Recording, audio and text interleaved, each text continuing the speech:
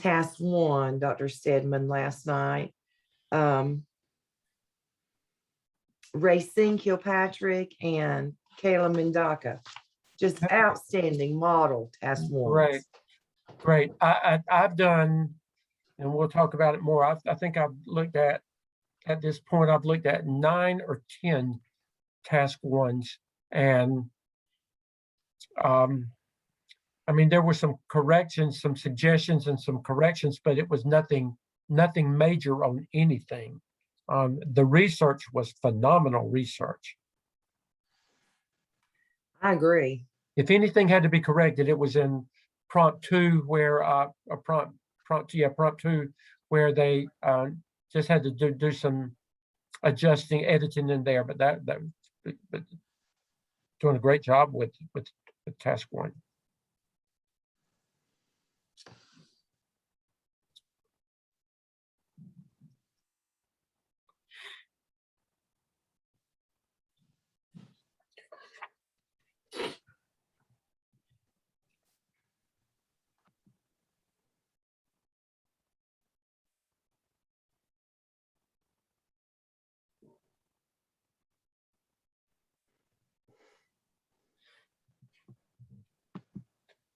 Dr. Revis, that document that I sent you, it worked in that Word document that I sent you? Yes, it did. Thank you. There's some good stuff in that. Mm-hmm.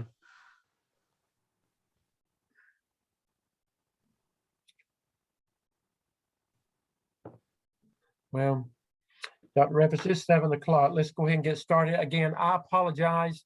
Something has happened to my camera again. I don't know what it is. It was working earlier today, and when I came on this afternoon, it had just like fuzzy stuff. I tried it on another computer and it did the same thing. So there's something in Zoom. It's not on the computer. It's got to be in Zoom that's doing this. I don't know what it is, but I was scared to mess with anything because I had already pulled up everything up. So anyway, you'll hear my voice, but you won't get to see my pretty new hat that I'm wearing tonight. So I'm sorry. But I hope that you've had the last 2 weeks. I hope that it's been beneficial, and being away from Dr. Revis and me a little bit, and Dr. Lamb and the other team, I hope that has helped you to be able to focus on the things that we talked about prior to fall break, and you were able to get a good start on the AAPTEL. And as Dr. Revis and I were talking, several of you have already cleared the AAPTEL, except for some minor editing, and some don't even have any editing to do now. So, I'm pleased with the progress. I will tell you, I told you that Dr. Revis and I go in and we look at Blackboard, and we can tell how many days that you don't go into it there and look at the things yourself. So, you can't hide from us. And we check it. So, make sure that you are not procrastinating, and do what we ask you to do. That's all I'm going to say. You're grown people, and but just don't procrastinate, because it will catch up with you if you do. But welcome back, week 10. Dr. Revis? Well, yes, we're going to start out giving you a little bit of overview feedback on the case 1 study that you did about James being thrown into the firestorm with a low performing school. And here are some things that I was looking for, or was wanting to hear the groups discuss. Number 1, I wanted to hear that the first thing James should have done was look at the data and examine his data sets. I feel like that should have been the first thing out of the gate that he presented to his staff in that beginning faculty meeting. I think it's very much okay for James to have shared that he didn't feel very confident. He was not a reading specialist. It is okay, I believe, to say that this is not your strong suit, but that we're going to learn together.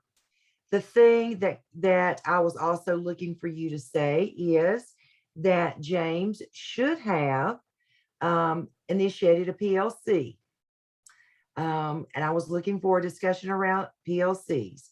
And furthermore, I was looking for you to tell me that James should have done some research about best practices and not just relied on himself and his reading coach going to conferences, but getting that PLC well versed on the research in reading, depending on what his area of need may have been.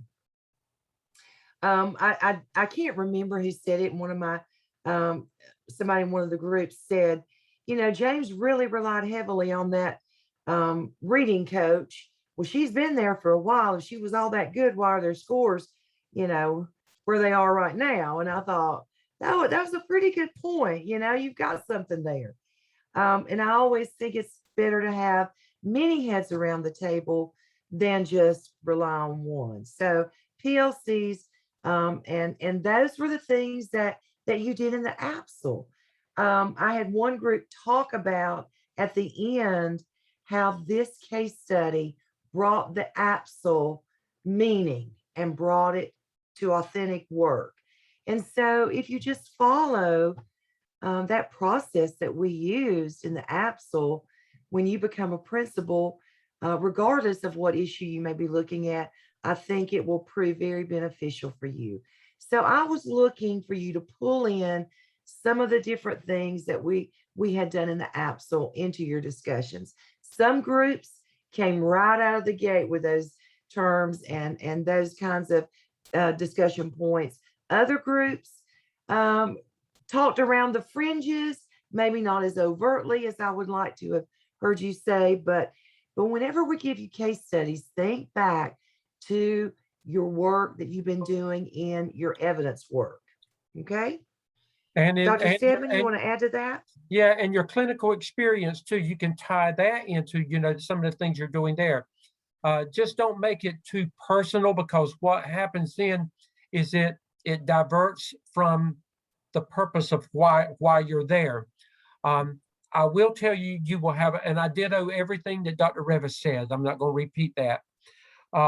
You will have one more opportunity to do a case study this semester. And so we will expect you, and we'll talk about it closer to that time. We will expect you to have grown and improved tremendously when you do your next case study. We'll tell you again, reiterate some of the things that Dr. Revis has just said, that this is what we're going to look for. Now we will tell you, go ahead and get ready. 603 is full of case studies, and we're just basically introducing you to what you've got to do. 603, there is that is a major part of what you do in 603 as it relates to law and finance. So I would say by the time we get to the AAPTEL case study 2, we want you to make sure that you're doing everything that you can to prepare yourself for what you've got to do in 603. And I will tell you, those of you that end up with Dr. Lamb as your instructor, that is his biggest baby, are the case studies. He loves that better than he likes to eat, and he loves to eat. So so just make sure that you better prepare yourself, all of you. And it's a growing experience as we move into case study 2. So Dr. Revis, I think that's all we need to say about that. Dr. Revis, if you would, let's elaborate for just a minute before we move into the AAPTEL about their competency folio work at this point. Okay, well, if you're in Dr. Stedman's sections, I guess I just want to give you an explanation.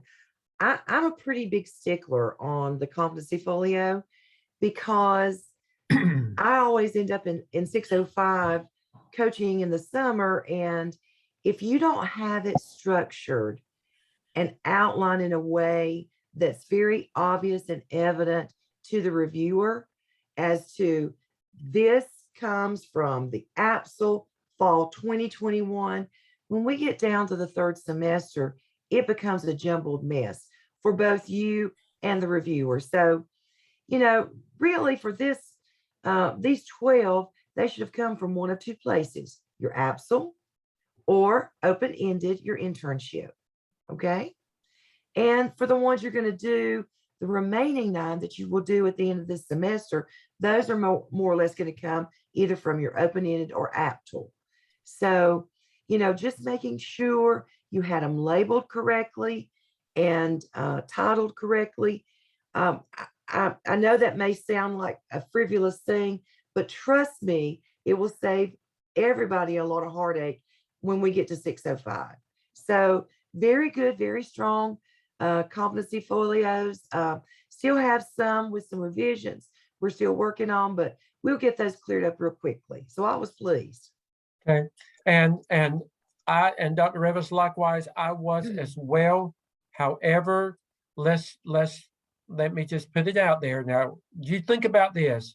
Those of you that are still in the classroom, you think about what you expect out of your students and what and if you're working in some type of administrative capacity already, you think about what you expect out of the people that are under your leadership.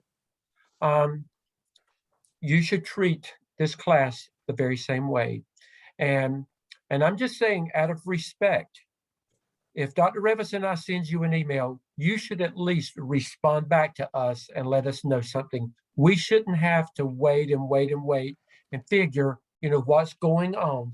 Now, the work is good, but I'm not dissatisfied with the work.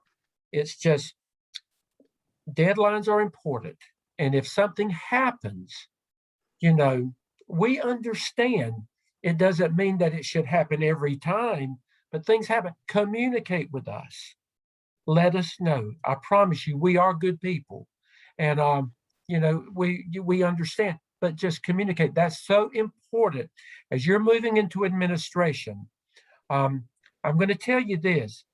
If you're an assistant principal and your principal has assigned you responsibilities and it's not done in a timely manner, the buck's going to stop at their desk, and then it's going to domino back down to you, and that's not going to be good. If the superintendent or somebody from the superintendent's office gives deadlines, it's important that you schedule and you work so that you meet that deadline. And I'm going to say your goal should be to always not be at the last minute.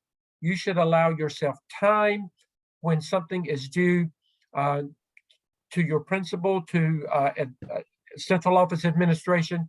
You should allow yourself the time that if there are things that need to be revised or corrected, that you're not struggling at the last minute. And that's just, I'm telling you that from experience myself, as having been in every role that you could be in administration. And Dr. Revis has done the very same thing. Dr. Revis, before we move on, do you have any comments that you'd like to make towards that? Well, again, know that we will work with you if you communicate with us. Exactly. But deadlines are deadlines, guys. And we expect you to be able to meet your deadlines. So if you've met your deadlines, I'm sorry you're having to even listen to this, because the vast majority of you met your deadlines. Exactly. But some of you need to work on some time management. And we all have to-do lists, but when you become a principal, if your superintendent asks you to do something, that becomes number 1 on your to-do list. That gets bumped up to priority.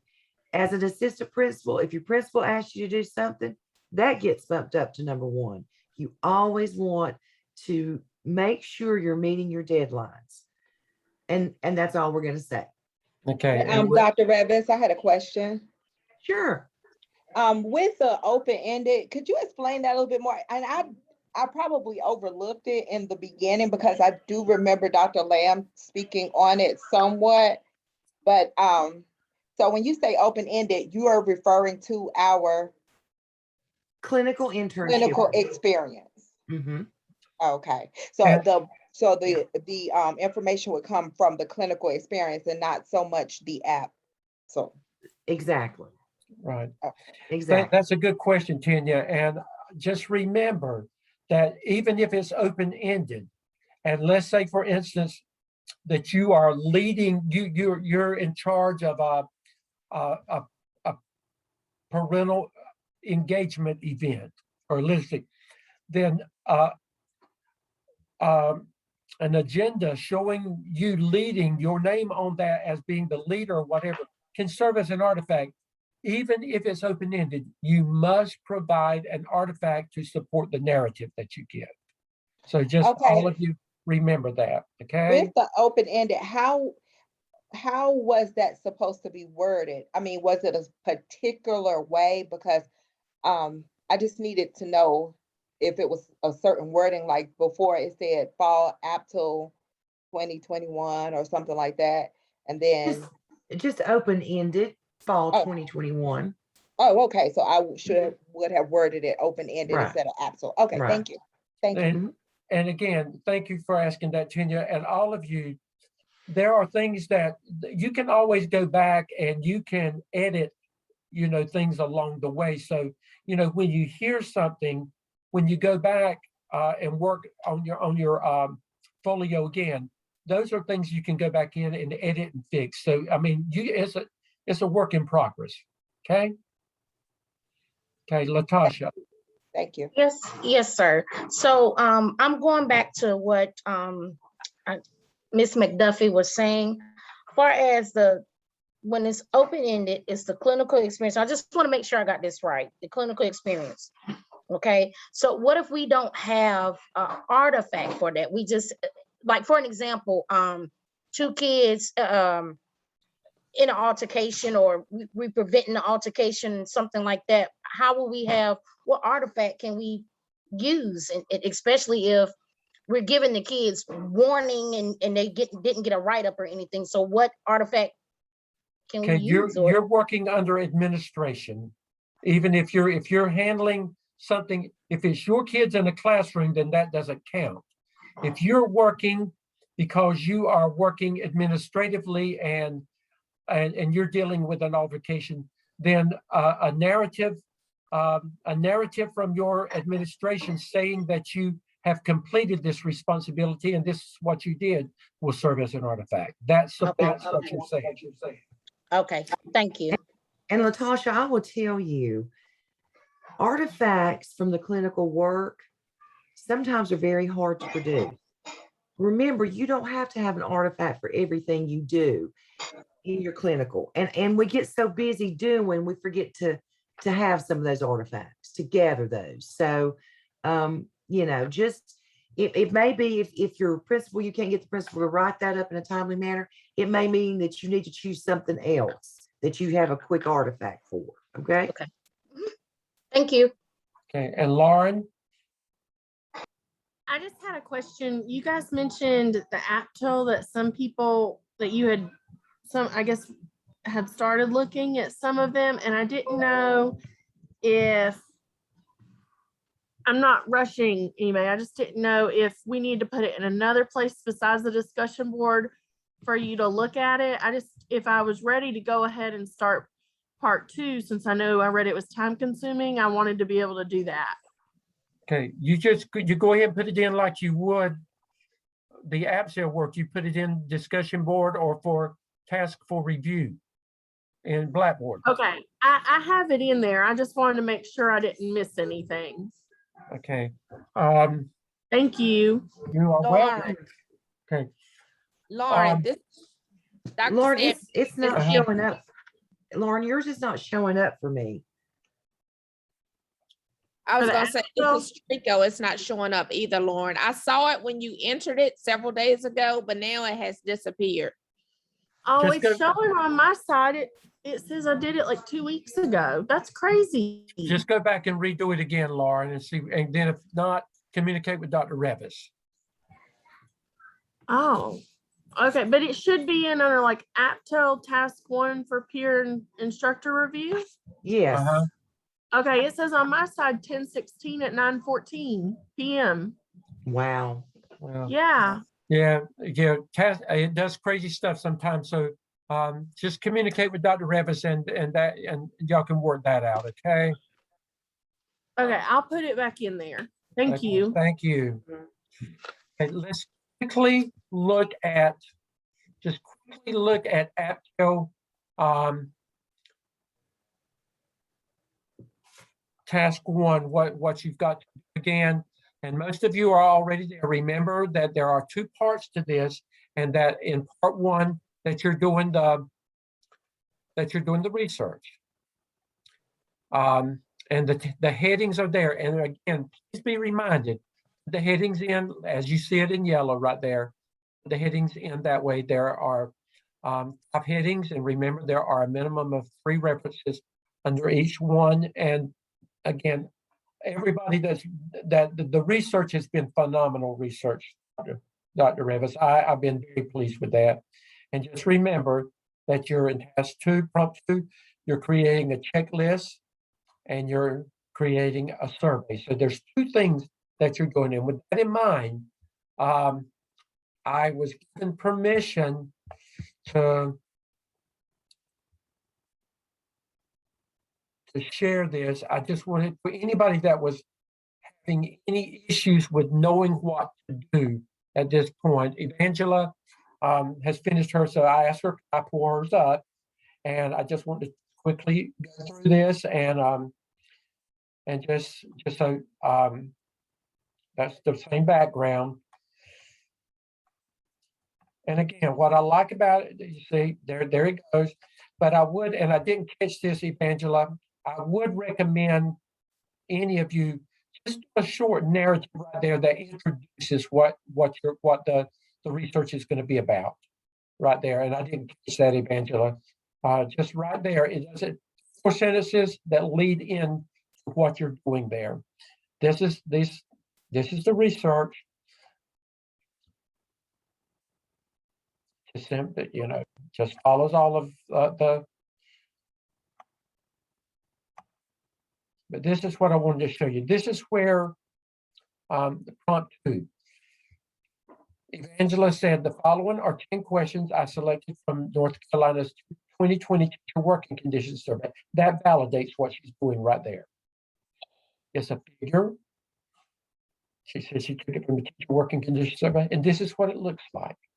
Now, so when I sent it back, I recommended to several, you put this in here, and you said that you would have a rubric where they either agreed or disagreed, or if it was yes or no. But just remember, when you give it to us, show it to us just like if you were going to take the document and you were going to hand it out and you were going to give it to somebody face to face to fill out. Just like if you were filling out an application or whatever. This just gives it a professional look. And that's all you've got to do. Now, this question came up earlier. She actually is doing a Google Docs for her walkthrough, and she indicated that that this is the walkthrough that her district has adopted. That validates it. Then when you get down here, this is the walkthrough. And it's when you walk through, do you see it? Yes. If you don't see it, no. And it's just a checklist. And she put it in a form, even though it's a Google Doc form, she just put it in a professional looking form that you could, if you needed to copy it out, you could actually walk through and use this as well. But and then just remember, you're going to have at least a minimum of 15 references. And if you work with your PLC team, then remember at a minimum in appendices, you're going to have at least an agenda showing that you've met with your team, if you indeed did share and work with your team with anything. But that's task 1.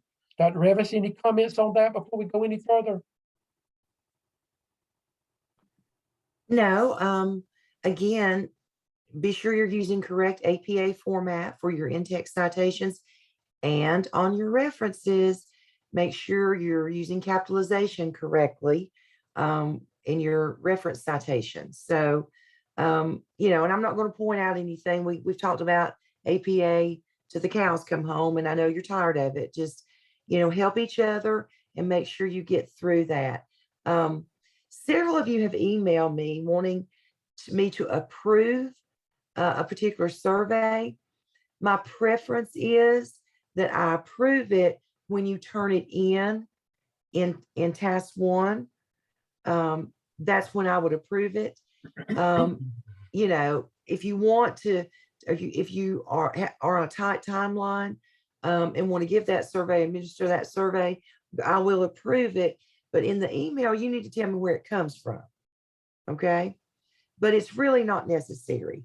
If you will just put it in and give the explanation like Evangela did, you're going to be fine. That'll be your approval.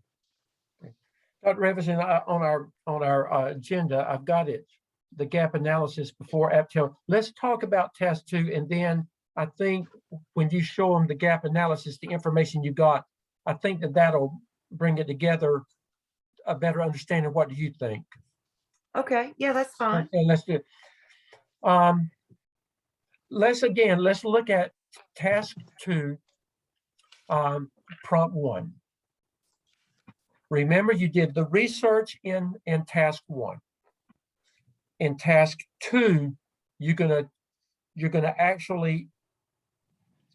implement and look at what's happening in your school and compare it to the research you did in task 1.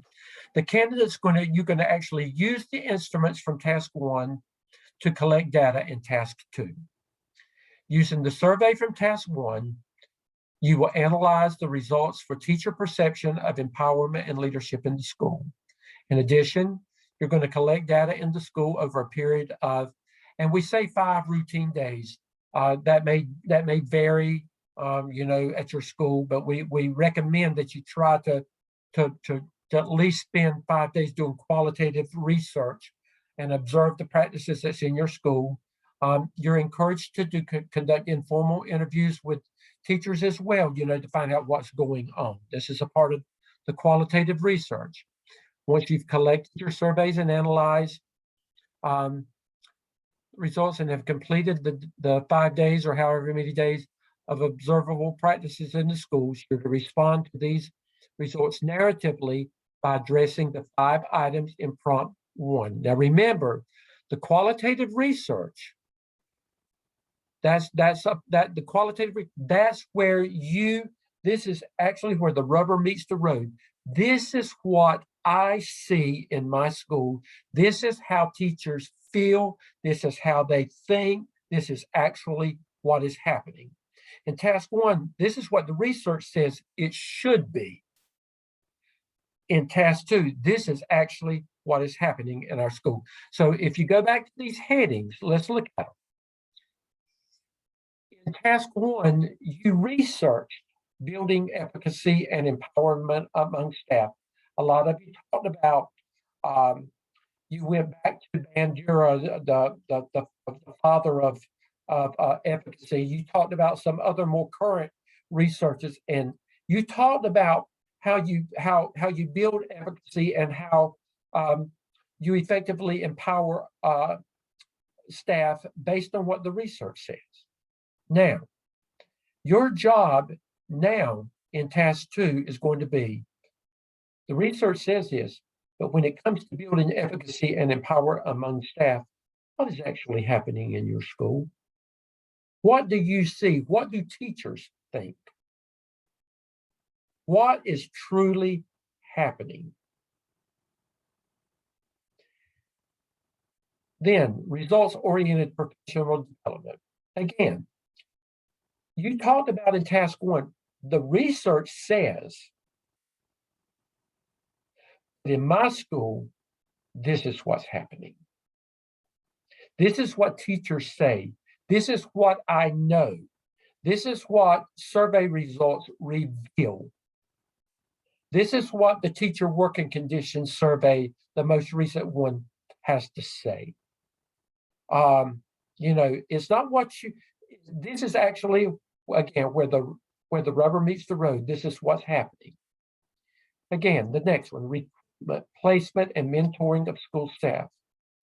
Again, in task 1, the research has all of this to say about recruitment, placement, and mentoring of school staff. And guess what's happening in my school? It could be good, but if it's not good, you got to talk about what's not good. You can't fix it if you don't talk about it, if you don't recognize it.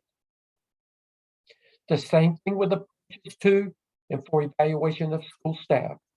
The research says this is what you should be doing. This is what's happening in my school. And it could be the best thing since sliced bread. And if it is, you say it. It's going to talk about it. And the same thing here, teacher leadership and decision making. Again, in task 1, the research says this, but in my school, this is what's happening. Dr. Revis, before I go any further, what comments would you like to make on any of that? Well, as you can see by these different headings, guys, hopefully your survey that you're going to send out to your staff is going to measure these headings. So be careful and make sure the survey, and if you use the teacher working conditions survey or Todd Whitaker survey, you're going to be okay and have enough data to answer these questions and to talk about your current state of being in your school. That's what you're doing here around these headings. Dr. Revis, one student actually sent me a message, and I need to point it out to everybody. They said, are we to basically restate everything that we said in task 1 again here? No, but when you're talking about building efficacy and empowerment among staff, you will refer back to your research and you will say that according to research by so-and-so and so-and-so, this is what should be happening. But in my school, this is what's happening. So you make references back to the research that you have done in task 1. And you will do that with each of the 5 headings. You know, you're again, you've got to relate it back to what you're doing. And Dr. Revis is going to talk about it in just a few minutes. Remember, you're looking for the gaps. You're looking, if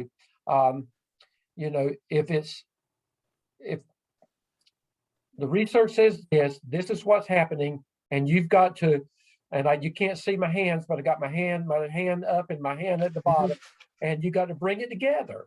That's what you're trying to do. Bring it together. You got to bridge that gap. And again, let's look at it again. In task 1, you're researching the best practices for teacher empowerment and leadership in the school. But in task 2, you're going to take these same 5 areas. You're going to analyze the gaps between what the research says from task 1 to what was actually observed, what teachers have to say, and everything in your school for task 2. Prompt number 1, gaps in these 5 areas are to be addressed in narrative form using APA format and referencing sources identified in the literature as applicable. Dr. Revis, would you like to begin talking about prompt 2? Okay, sure. So in prompt 2 is where you talk about and discuss your walkthrough checklist data that you collected. Again, what I would like to see is a little bit of background about, over a period of 10 days, I completed 5 walkthroughs, 3 of which were with my principal and 2 of which were individual. I'm just making this stuff up, guys. Just a little bit of a narrative about how you conducted your walkthroughs and how you collected your data. And this is a section where I would expect to see some graphs and charts and tables about the results of your walkthroughs. Maybe it was using Marzano's 9 high yield strategies. And I would want to see a table that 60% of your teachers were observed using homework and practice. 30% of your teachers were observed using graphic organizers, so on and so forth. Your chart will capture the data, and then you talk about it narratively as well. Your principal may already have collected some walkthrough data, and if he or she is willing to share that, you can add some archive data in with yours. That's totally up to you, whatever you wish to do. But again, what we're wanting to focus here in task 2, prompt 2, is an analysis of your walkthrough data around instructional practices. And Dr. Revis, it's okay. You can talk to your principal. You can talk to your assistant principal. You can talk to your instructional coaches. They do, they do this as well. This is qualitative research. And when you ask the questions, you're recording their responses. This is what they say.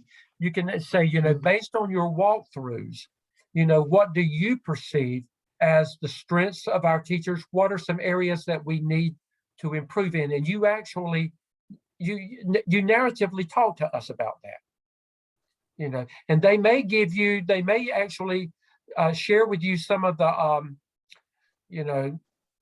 there may be some quantitative data that they've already got where they've had to give it to the district based on their walkthroughs. And if they do, then you can include that in your work as well. Anything that they're willing to share with you.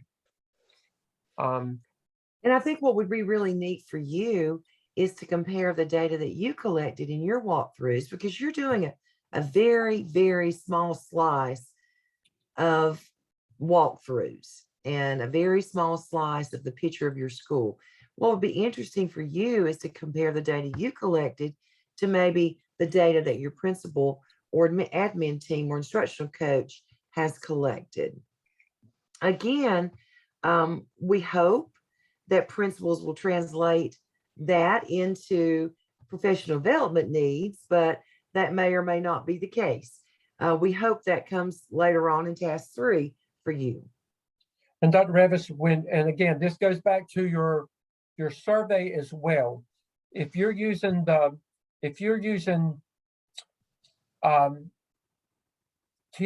let's just say you're using 5 questions from the most recent teacher working conditions survey, then when you should, in this section, you should graphically represent what the results are for each of those five questions in a circle graph, a pie graph, a bar graph, or something, a visual that will show that based on the 25 teachers that took the survey, the percentages that what it looks like in your school.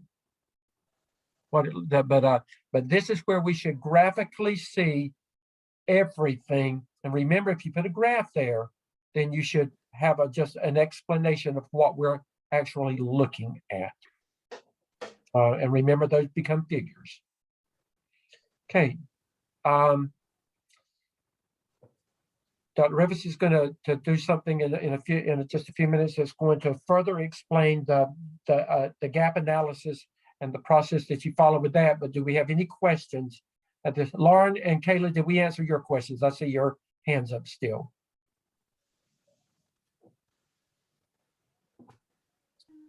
Yes, I'm sorry. Okay, that's okay. I just wanted to make sure. Dr. Revis, I'm going to stop sharing, and this will give you a chance to go ahead and pull your things up. I do have a quick question. So the walkthrough, so the checklist, when you guys had mentioned observational data, you're talking about the data we collect from the walkthroughs, right? Yeah, That is correct. Okay. Thank you. Any other hands right now? Well, guys, just like you did in the AAPTEL, you're doing a needs assessment here. Got 2 quotes for you, and one is from your text. And you've heard Dr. Stedman and you've heard us both talk about this explanation or definition It's a comparison of current to research-based indicators. It also provides a method to learn what has already been done and what gaps still remain. Guys, I don't care what issues you're talking about in your school.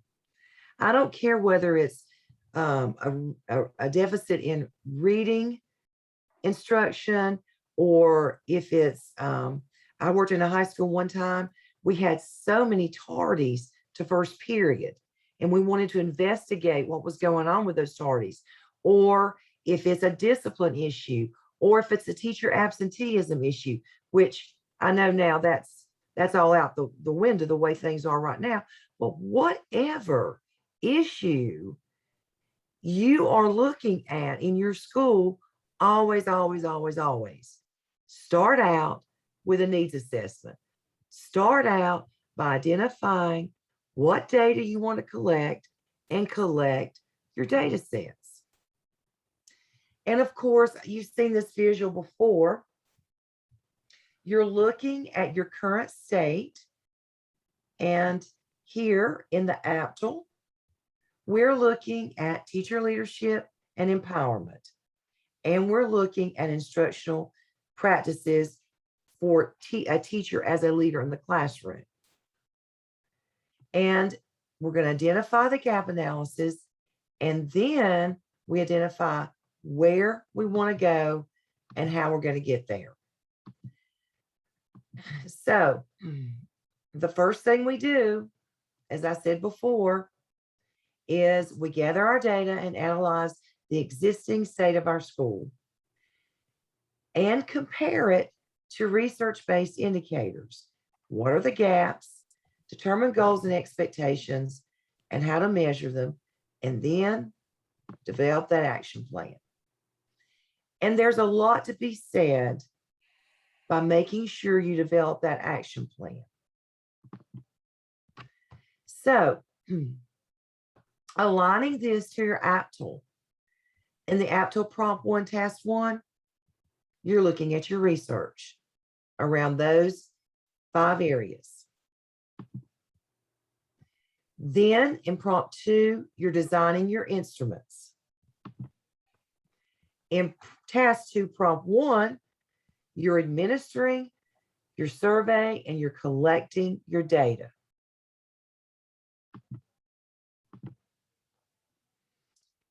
In Task 2, Prompts 1 and 2 is where you're identifying your gaps. What are the gaps? And these are some questions that Dr. Hamilton, and I know you've seen her on Thursday evenings, additional questions that she has posed that you need to look at. How the placement of teachers, mentoring or hiring has impacted this gap. Is there a need for professional development? If so, what is that need according to your data? And does it need to be for all staff or just targeted staff? And so on. And then in Task 3 of the AAPTEL, you're going to develop an action plan, teacher empowerment and leadership plan. And you'll determine those goals and expectations and how to measure them with a graphic organizer, just like you did for the AAPTEL. So that kind of aligns a needs assessment gap analysis with your AAPTEL work. Any questions?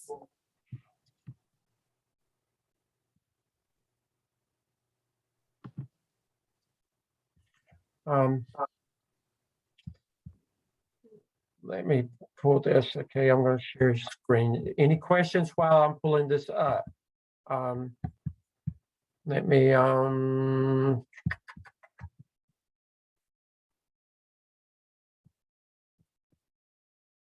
going to pull. And I'm going to check the chat box to see if we have any unanswered questions there. This is what I wanted to point out, Dr. Revis. This is in your Blackboard. Okay, now remember, as you're working to complete your work with with the AAPTEL, you're always striving for accomplished work. And look at this. This is task one. This is what you're going to be turning in this week. This is what we're going to look for, but this is what your evaluators are going to specifically look for. For accomplished work, the candidate develops an extensive, I want you to notice how they have emphasized that word, an extensive literature review with bibliography that is thoroughly aligned with the best practices areas identified in the prompt. And the checklist is effectively and thoroughly designed as an instrument to aid in observing the relationship between research best practices and actual practices in the school setting. And again, this goes to checklist and the survey.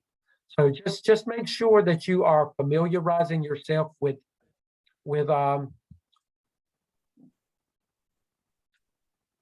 what you need to do to be accomplished. Again, this is in your Blackboard section. Let me stop share.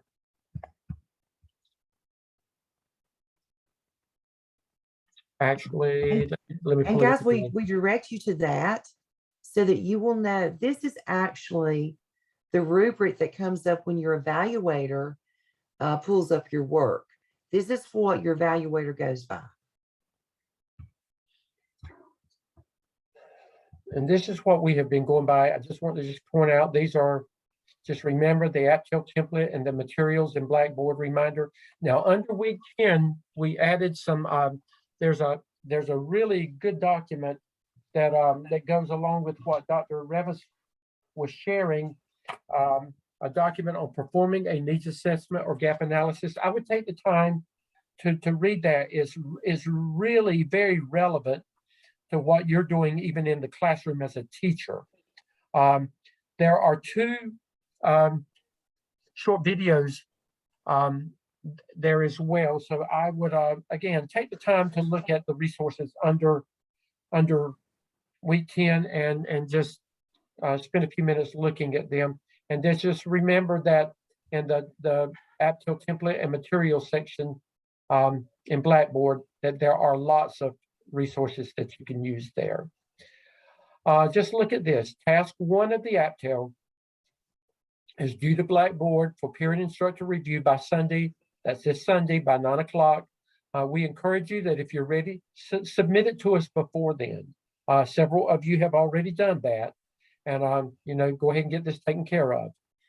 The AAPTEL, task 1 of the AAPTEL, your peer reviews. That means that before we come together as a class next Tuesday at 7 o'clock, you should have completed your 2 peer reviews. And again, do not backslide on Dr. Revis and me. We expect you. And again, this is the first time. So we understand that by the time you get to task 3 or task 4, that it's not going to be as intensive as it is when you first start out. But now we will expect task 1 and task 2 to really be intensive. Wouldn't you think so, Dr. Revis? I want them thorough. Yes. And I just want them thorough. Yeah, and again, make it count for you and make it count for the person that's done the work. And then, just as a reminder, task 1 of the AAPTEL will be due to Blackboard for a final instructor grade no later than Sunday, November the 7th, which will be the Sunday week. However, if you finish it and we've given you approval, you can go ahead and submit that and get that part over with as well. You don't have to wait until then. And we've introduced task 2 of the AAPTEL, which it will also be due for peer and instructor review by November the 7th. But again, you don't have to wait until then. You can go ahead and move forward, and we will move you forward if you're ready to move forward. We will not be having a Thursday evening coaching session. I don't think it's necessary, and Dr. Revis doesn't either. I talked with Dr. Hamilton today, and we just feel like you're at a place that you can use your time more wisely to be working on the work that you need to be doing. And we'll just kind of monitor this, but we don't feel like it's necessary at this point. We will come back together in a few weeks, but at this point, I think you're okay you can reach out to us individually if you need to. Dr. Revis, anything in closing? I don't think so. I again encourage you, if you are in doubt, to reach out and ask questions. Do your best work when you submit it in for peer and instructor review. Let it be your best work. You've had time, and try to make sure it's your best work. I always had somebody that I worked with read over my papers, because I always tend to read right through my mistakes. So get somebody to start proofreading your work if you've not already done so. And try to have a good polished work so we don't get caught up in all those revisions, which I'm sure we will not at this point. Okay. Do y'all have any questions at this point? Anybody have any other questions that you need for us to address? And again, I apologize for my computer issues, but anyway. Preston, I don't know what in the world. You've got another males course showing up in your Blackboard from 2020.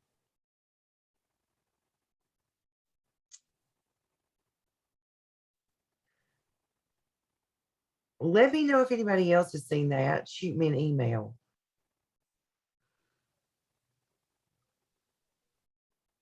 Wow. Okay, Again, well, Blackboard does crazy things sometimes, Dr. Revis. So I don't know. I hear you. Anyway, well, good night, everybody, and we'll see you next Tuesday. Have a Thank you. good evening. Good evening, everybody. Bye-bye. Bye-bye.